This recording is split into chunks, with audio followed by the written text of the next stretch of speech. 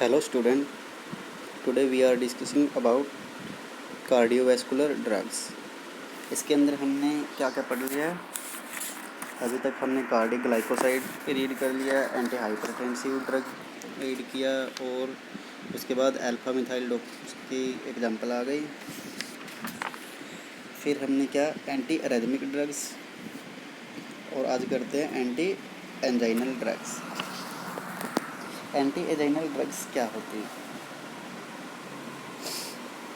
The word angina is used to describe the pain or discomfort of cardiac origin,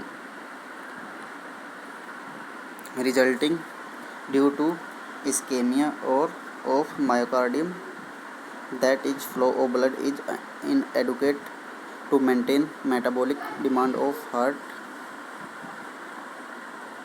for oxygen and nutrient।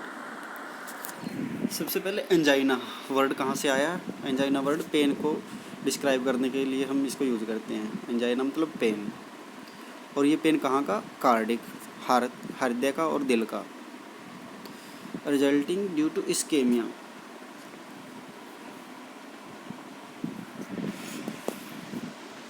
जैसे ही myocardium blood के heart के अंदर blood की मात्रा इनएडिक्वेट, मतलब उसके अंदर ऑक्सीजन की और मेटाबॉलिक जो न्यूट्रिएंट होती है उनकी अमाउंट कम हो जाए, तो उसकी वजह से क्या होगा?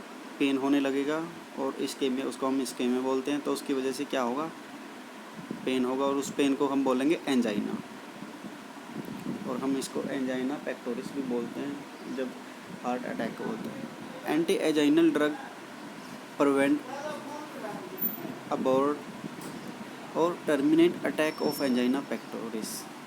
और जो एंटी एंजाइनल ड्रग होती है उनको हम किस चीज़ के लिए यूज करते हैं? प्रिवेंट करने के लिए, टालने के लिए। क्या? एंजाइना पेक्टोरिस को। अब बात करते हैं इसकी क्लासिफिकेशन। क्लासिफिकेशन में सबसे पहले है नाइट्राइट्स, फिर है बीटा ब्लॉकर और उसके बाद है कैल्शियम चैनल ब्लॉकर। नाइट्रेट के अंदर क्या आ गया? Glyceryl trinitrate, ethyl nitrate, आइसोसोर्बाइड dinitrate. और बीटा ब्लॉकर के अंदर कौन सी आएगी? प्रोपेनालोल और एटिनालोल। और कैल्शियम चैनल ब्लॉकर के अंदर विरप्पामिल, डिल्टीजैम, nifedipine.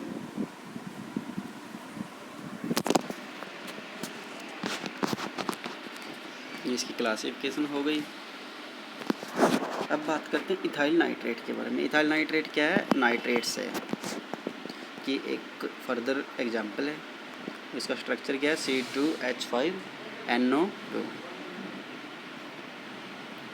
2 carbon molecule, 5 hydrogen molecule, 1 nitrogen molecule और 2 oxygen molecule. It is colourless volatile liquid having low boiling point of 70 degrees Celsius. It is having pleasant odor of ether. Ethyl nitrate कैसी है? Colourless, इसका कोई colour नहीं होता। Volatile मतलब हवा में उड़ जाती है जैसे पेट्रोल होता है, ये वोलेटाइल है। और इसका बॉइलिंग पॉइंट बिल्कुल ही लो है, इस कारण 17 डिग्री के टेम्परेचर पर भी आग पकड़ जाती है। और इसका थोड़ा सा ऑर्डर क्या है? ईथर की तरह storage. It should be store in cool palace and well field air tight container protected from light. इसको हम ठंडी जगह पर रखेंगे, कंटेनर को अच्छी तरह से बंद करके और सनलाइट से बचा के use. It had been widely used in the past for diaphoretic and other effect. ठीक है। अब नेक्स्ट नाइट्रेट के बारे में पढ़ते हैं, ग्लिसराइल ट्राइनाइट्रेट। इसको हम GNT भी बोलते हैं और इसका नाइट्रोग्लिसरीन भी बोल सकते हैं।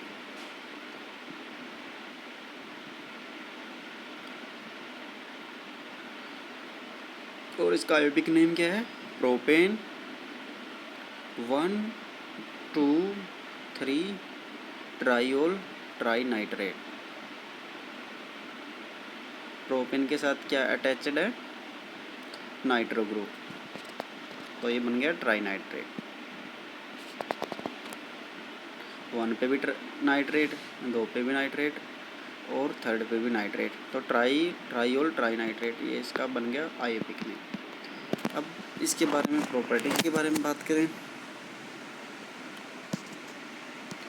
It occur as white to pale yellow, slightly volatile, odorless, oily liquid. It get exploded on rapid heating और perfusion। ये क्या है? वाइट और येलो, सफ़ेद और पीले रंग के अंदर मिलती है और थोड़ा सा वोलेटाइल भी है। ये हवा में घुलनशील, इसका कोई ऑर्डर नहीं है और ये ऑयली सा तेल की तरह लिक्विड है।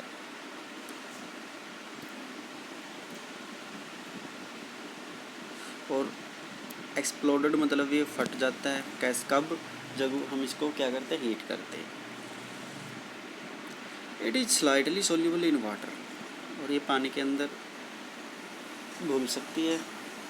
But it is not soluble in organic solvent. ये पानी के अंदर तो आसानी से मतलब घुल सकती है, लेकिन अदर ऑर्गेनिक सॉल्वेंट जैसे अल्कोहल, कार्बन डाइसल्फाइड के अंदर ये इनसोल्यूबल है।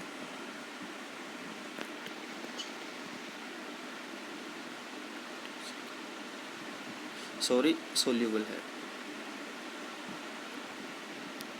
अल्कोहल के अंदर ये आसानी से घुल जाएगी और कार्बन सल्फाइड के अंदर भी आसानी से घुल जाती है।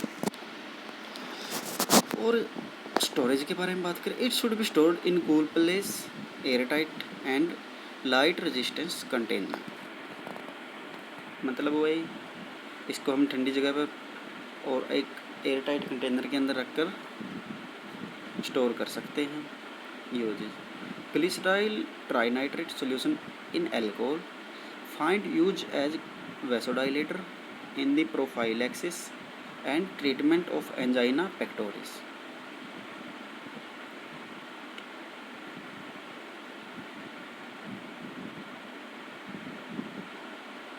इसको हम वैसोडाइलेटर भी यूज कर सकते हैं प्रोफाइलैक्सिस के अंदर, और एंजाइना पेक्टोरिस को ठीक करने के लिए भी हम इस मेडिसिन को यूज करते हैं। It is also used for relief of renal and gall bladder colic. अब इसको यूज कैसे करेंगे, लेंगे कैसे?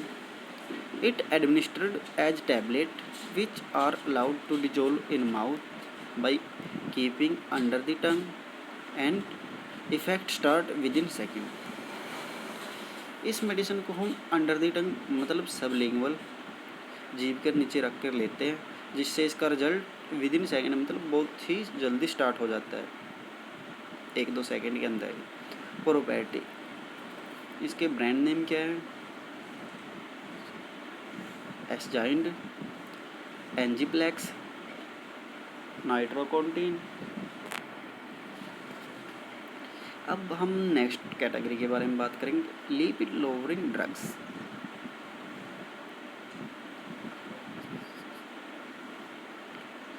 Atherosclerosis is one of the major cardiovascular diseases.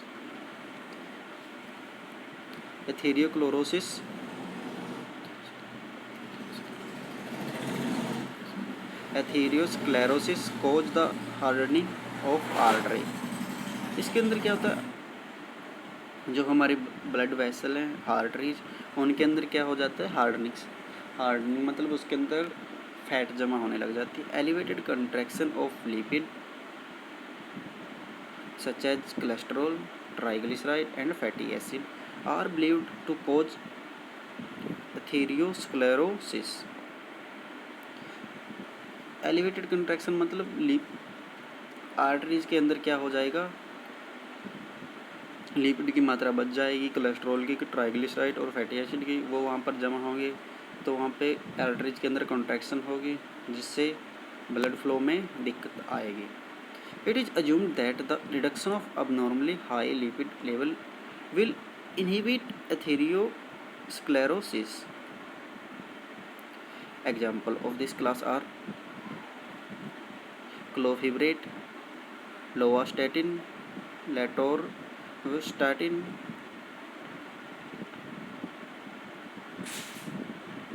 clostramine.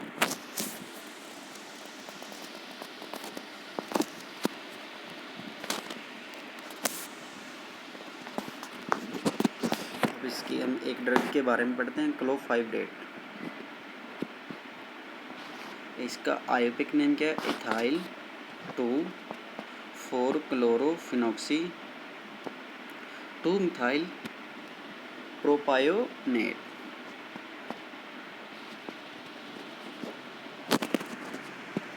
Properties: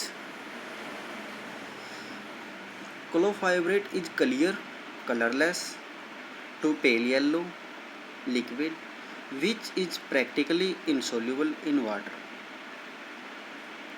क्लोफेब्रेट का सोल्यूशन कैसा है? ये क्लियर और कलरलेस, मतलब इसका सोल्यूशन बिल्कुल साफ है। कलरलेस भी हम बोल सकते हैं, थोड़ा थोड़ा येलो, और पानी के अंदर ये नहीं घुल सकता। इट हैज़ फेंट कैरेक्टरिस्टिक ऑर्डर, और इसका सुगंध या इसका ऑर्डर बोलते हैं, स्मेल बोलते हैं हम जिसको, वो बहुत सारा एकदम तीखा सा। It has having acrid taste, first then become sweet. इसका टेस्ट स्टार्टिंग में थोड़ा सा तीखा और बाद में क्या बन जाता है? मीठा हो जाता है। It should be stored in tightly closed long resistance container, और इसको हम स्टोर कैसे करेंगे? अच्छे तरीके से किसी भी बर्तन या कंटेनर के अंदर बंद करके उसको टाइट से बंद कर देंगे। यूजेज: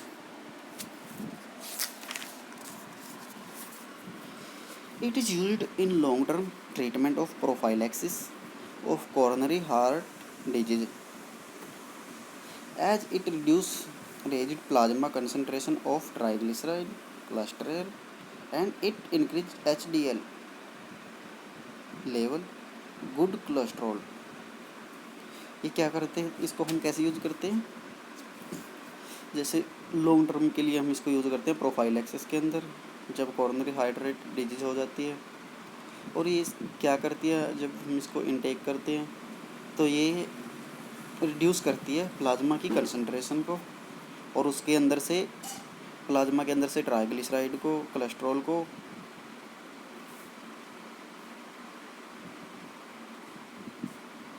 और इंक्रीज उनको तो डिक्रीज करती है ट्राइग्लिसराइड और कोलेस्ट्रॉल को, और इंक्रीज करती है HDL गुड कोलेस्ट्रॉल को, प्लाज्मा के अंदर इंक्रीज कर देती है।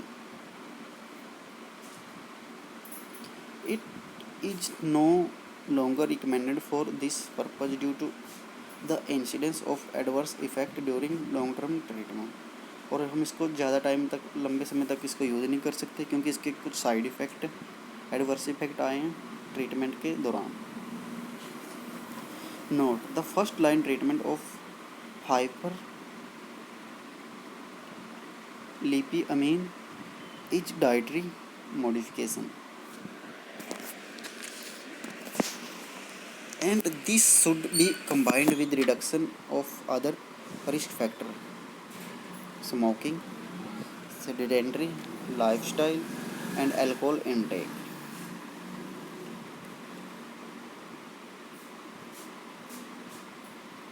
इसको हम फर्स्ट लाइन मतलब कैसे यूज़ करते हैं? डाइटरी मॉडिफिकेशन के तौर पर हम इसको यूज़ कर देते हैं, और इसके कुछ साइड इफ़ेक्ट है, जैसे स्मोकिंग करने लग जाएंगे, सेडेंटरी लाइफ, एकदम अचानक से लाइफ स्टाइल बदल जाएगा, अल्कोहल इंक्रीज लेने लग जाएंगे।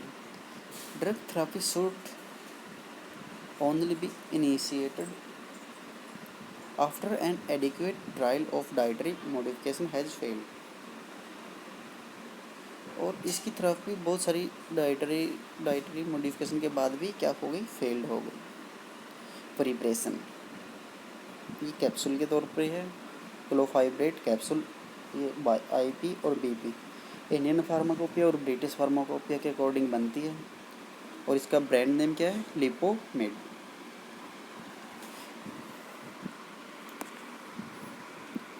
अब दोबारा से थोड़ा सा मैं आपको बता देता हूँ एक बार फिर कहाँ से स्टार्ट किया था हमने आज। एंटी एजाइनल से।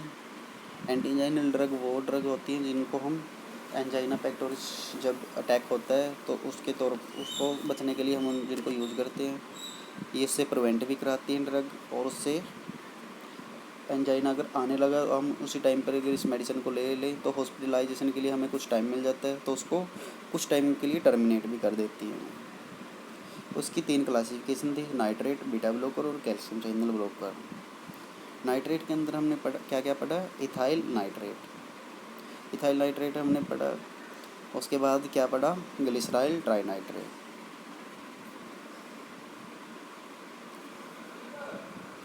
फिर उसके बाद लिपिड लोअरिंग ड्रग्स, उसके अंदर हमने क्या पढ़ा, क्लोफाइब्रेट। क्लोफाइब्रेट का हमने स्ट्रक्चर देखा, आईयूपी का नेम पता किया, इसके यूज और इसके डाइटरी मॉडिफिकेशन के बाद भी फेल होने के कारण पढ़ा अभी क्यों हुआ, इसका ब्रांड नेम क्या है। आशा करता हूँ यहाँ तक आपको सभी को अच्छे से समझ में आ गया होगा। अगर ना समझ में आया तो आप कमेंट या मैसेज करके पूछ सकते हैं। Thank you, have a nice day.